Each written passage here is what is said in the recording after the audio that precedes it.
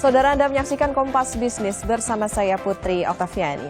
Peran ganda atau rangkap jabatan menjadi sorotan publik saat Danantara lahir 24 Februari 2025. Meskipun Kepala BPI Danantara, Rosan Roslani, berjanji pengawasan Danantara akan dilakukan secara rumit alias berlapis untuk menjamin transparansi. Kita dengarkan penjelasan Rosan Roslani, Kepala BPI Danantara yang saat ini masih menjabat sebagai Menteri Investasi dan Hilirisasi serta Kepala BKPM berikut ini. Ini mungkin menurut saya ini Danantara adalah suatu badan yang paling banyak diawasi. Ini paling banyak diawasi, ya, karena nanti semua terlibat, ya, baik dari karena ini kita adalah lapor langsung ke Bapak Presiden. Itu sudah ada yang tidak ada yang paling lebih tinggi lagi, pelaporannya pertanggungjawaban ke Bapak Presiden, dan Bapak Presiden otomatis akan dibantu oleh seluruh perangkatnya untuk memastikan kita bisa berjalan dengan baik, dan ini saya meyakini juga akan melibatkan semua pihak dan seluruh perangkatnya. Gitu. Pak Rosan bilang kalau Danantara ini jadi yang paling banyak diawasi. Ya iyalah, soalnya kita lihat nih pemimpin Danantara, Ketua BPI Danantara, Rosan Roslani juga merupakan Menteri Investasi Hilirisasi atau Kepala BKPM. Kemudian holding investasinya ada dipimpin oleh Pandu Syahrir yang juga merupakan pengusaha dan juga Direktur Toba. Nah, ada lagi pemimpinnya, holding operasional. Jadi ini dipimpin oleh Doni Oskaria yang juga merupakan wakil Menteri BUMN. Kalau dilihat saudara, berarti ya selain ada di Danantara juga mereka masih memimpin di kementerian masing-masing begitu ya, maupun juga menjadi direktur di perusahaan yang ini Toba. Nah, saudara, pasal 3K dalam draft perubahan Undang-Undang BUMN yang kami terima mengatakan pemeriksaan, pengelolaan, dan tanggung jawab badan dilakukan oleh Badan Pemeriksa Keuangan. Nah, Presiden Prabowo Subianto juga bilang Danantara tidak punya imunitas terhadap pemeriksaan BPK. Danantara tidak hanya pengelolaan aset sekitar 15.000 triliun rupiah, tetapi juga tentang payung hukum kepemilikan saham. Kita lihat perubahan kepemilikan saham perusahaan-perusahaan di bawah payung Danantara di data berikut ini. Oke, ini dia nih status hukum saham Danantara. Kami mengambil dari draft perubahan Undang-Undang BUMN 2025 pasal 3A. Seluruh saham holding operasional itu dimiliki oleh negara Republik Indonesia dan juga badan. Kemudian yang kedua, negara Republik Indonesia memiliki 1% saham seri A Dwiwarna dengan hak istimewa melalui Kementerian BUMN. Kemudian yang ketiga, badan sebagaimana dimaksud yaitu Danantara ini memiliki 99% seri B pada holding operasional. Oke, masih ada 1% saham milik negara seri A yang sangat powerful. Seharusnya BPK masih bisa memeriksa ke anak-anaknya Danantara karena ada negara di dalam kepemilikan sahamnya. Nah, tetapi yang menarik dan bisa memantik pertanyaan adalah Pasal 3H ayat 2 yang mengatakan keuntungan atau kerugian yang dialami badan dalam melaksanakan investasi merupakan keuntungan atau kerugian badan. Nah, apakah ini nih artinya tidak ada konsekuensi hukum yang artinya pemeriksaan ataupun oleh BPK gitu ya, itu bukan kerugian negara, tidak akan ada tersangka. Nah, ini nanti akan kita tanya ke ahli tentang perusahaan negara. Center for Strategic and International Studies atau CSIS mempertanyakan struktur kepengurusan dan pengisian jabatan di Danantara, saudara, yang berpotensi memunculkan konflik kepentingan.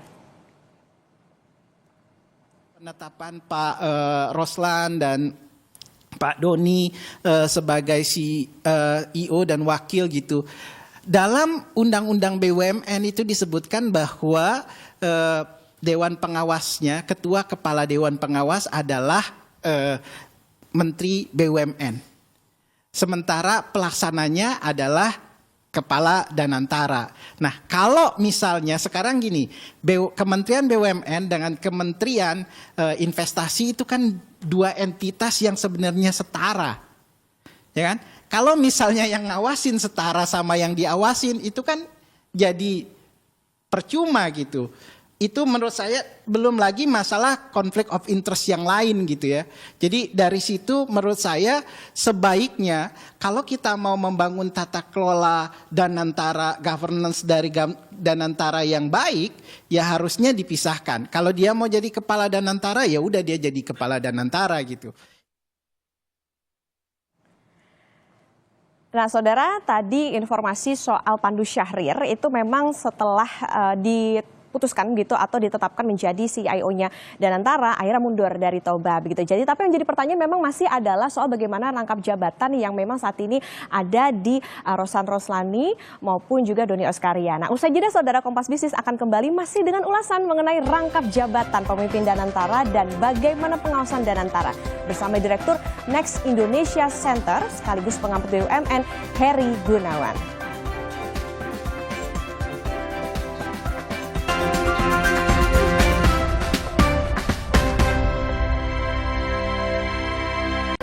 Kompas Bisnis masih menemani Anda, saudara. Mengelola aset lebih dari 15.000 triliun rupiah. Danantara dipimpin Rosan Roslani dan Doni Oskaria yang merangkap jabatan di Kabinet Merah Putih. Lebih lengkap sudah bergabung Direktur Next Indonesia Center sekaligus pengamat BUMN Heri Gunawan. Pak Heri, selamat pagi. Selamat pagi, Mbak Okta. Oke, Pak Heri, kita ke soal rangkap jabatan pemimpin Danantara. Ada Rosan Roslani, ini merupakan grup CEO Danantara, sekaligus juga Menteri Investasi dan Hilirisasi. Kemudian juga ada Doni Oskaria, didapuk jadi Chief Operator Officer Danantara dan juga merupakan Wakil Menteri BUMN. Posisi Menteri sebagai regulator dan di Danantara ini juga sebagai operator. Bagaimana Anda melihat ini? Ya, tadi kan saya juga lihat ya, Mbak Okta, itu di Kompas TV itu ditayangkan menurut Pak Rosan itu bahwa Danantara itu diawasi oleh banyak pihak. Memang betul. Tapi bayangkan, sudah diawasi oleh banyak pihak. Pertama kali ditandatangani Undang-Undang BUMN itu, dari yang saya pegang, itu langsung sudah dilanggar oleh pemerintah sendiri. Jadi baru ditandatangani, diterbitkan, kemudian dilanggar. Apa yang dilanggar? Di Undang-Undang BUMN itu pasal 15B sudah ditegaskan. Anggota direksi dilarang merangkap jabatan sebagai jabatan struktural dan fungsional pada kementerian atau lembaga pemerintah pusat dan pemerintah daerah. Anggota direksi Persero ini, Persero itu adalah yang dimaksud holding operasional dan holding investasi. Karena nanti holding operasional dan holding investasi itu bentuknya perseroan terbatas. Nah, inilah nanti yang akan menjadi BUMN yang dimiliki oleh Danantara. Nanti ke bawah-bawahnya akan ada kayak Pertamina, Telkom, dan lain-lain. Itu nanti akan ada restrukturisasi kepemilikan saham. Nah, jadi dalam hal ini ada pelanggaran yang pertama dilakukan oleh Pak Doni Oskaria. Dia masih merangkap sebagai Wakil Menteri BUMN. Kedua juga Pak Rosan. Undang-Undang Kementerian Negara dengan tegas pasal 23 itu menyebutkan bahwa menteri itu tidak boleh merangkap jabatan di institusi yang dibiayai oleh APBN. Dan Danantara jelas modalnya itu satu dari penyertaan modal negara sebagai kekayaan negara yang dipisahkan, dan dua adalah modal lain yang sesuai yang secara undang-undang gitu kira-kira. Oke, berarti dari awal Pak ini bisa dikatakan bahwa struktur. Tapi kan ini kan jelas. Ya. Jadi betul. Ya, terjadi. Bayangin baru diterbitkan kemudian terjadi pelanggaran. Mungkin Pak Prabowo belum baca, Pak Presiden. Ya mungkin ini yang kasih masukan ini maksud saya ya jangan kasihan lah, jangan begitulah. Jadi undang-undang baru diterbitkan sudah dilanggar. Bagaimana investor mau percaya pada Danantara atau publik? Jadi jangan heran kalau indeks saham kemudian atau saham-saham BUMN juga pada melorot semua itu pada merah. Oke, berarti Pak penegasan ini berarti dari awal adanya Danantara, lahirnya Danantara justru ada kesalahan dari struktur pimpinan ya Pak? Betul, betul Mbak Okta. Nah, makanya menurut saya Pak Rosan dan Pak Doni terutama itu harus memutuskan mau di Danantara atau mau jadi menteri. Jangan dua-duanya karena itu melanggar undang-undang. Oke. Nah, itu harus tegas gitu. Oke, nah Pak, di satu sisi Rosan Roslani adalah Ketua Tim Kampanye Nasional Prabowo Gibran di Pilpres 2024. Beliau juga Ketua Umum Gerakan Solidaritas Nasional yang juga mendukung Presiden Prabowo.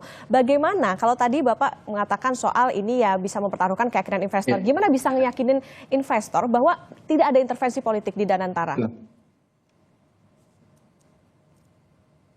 Ya, investor, itu yang seperti itu oleh investor itu tidak akan dibicarakan.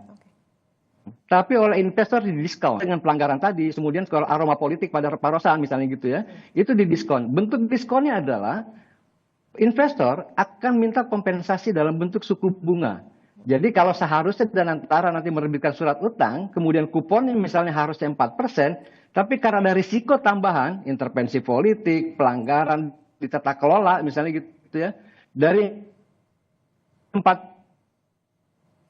yang harusnya kemudian ditambahin dong. You kasih saya 6 atau you kasih saya 5, maka saya mau beli bond. Jadi ini bukannya persoalan sederhana, ini persoalan panjang. Danantara kalau di awal dengan cara yang tidak baik seperti ini, kasihan Danantara itu. Niatnya baik, mau mengonsolidasikan, mau meningkatkan investasi dan kemudian juga jadi seperti yang terjadi pada Temasek, justru dirusak atau dikotori oleh masalah tata kelola yang seperti ini. Jangan lupa tata kelola itu akan menjadi panglima bagi masyarakat investasi saat ini gitu ya. Oke, Pak Heri, artinya dengan adanya rangkap jabatan ini juga akan beresiko atau berdampak ke tata kelola di Danantara ini sendiri, Pak, ke depannya? Betul, Mbak. Sekarang gini, siapa? Kalau memang di awalnya sudah melanggar, bisa dibayangin nanti kan BUMN. Nah, gimana kalau dia ngelihat bosnya sudah melakukan pelanggaran? Itu kan seperti pepatah. Nah, kalau guru kencing berdiri, murid kencing berlari. Nah, mereka juga akan bisa yang serupa dan akan melihat ini adalah tambahan risiko ketika mereka mau invest pada instrumen Danantara atau maupun kerjasama joint venture dengan Danantara. Karena ada tambahan risiko, maka value Danantara akan menjadi turun. Nah, kalau di surat utang nanti dia akan kompensasi, ya harus kasih. Ya, baik. Lebih besar. Oke, baik. Ya. Oke, baik. Kami tangkap Pak bahwa memang sejak awal dengan lain, adanya, ya baik. Sebab ada risiko ya, yang baik, lebih Pak Heri. besar. Ya, baik Pak Heri. Baik Pak Heri, kami tangkap bahwa memang dengan diangkatnya begitu ada rangkap jabatan di dalam tubuh para pemimpin dari Danantara ini tentunya melanggar Undang-Undang BUMN pasal 15B dan ini tentu bagaimana nantinya bisa berdampak pada kepercayaan investor maupun juga pengawasan terhadap Danantara ke depannya. Ini tentu yang bisa menjadi catatan bagi pemerintah bahwa harus dipastikan pengawasan untuk Danantara ini bisa transparan dan juga bisa meyakinkan investor bahwa tidak akan ada intervensi politik meskipun tadi kalau dikatakan Rosan Roslani ini pernah berada dalam struktur pemenangan dari Presiden Prabowo Subianto di pemilu 2024. Terima kasih Direktur Next Indonesia Center dan juga pengamat BUMN Heri Gunawan sudah bersama di Kompas Bisnis.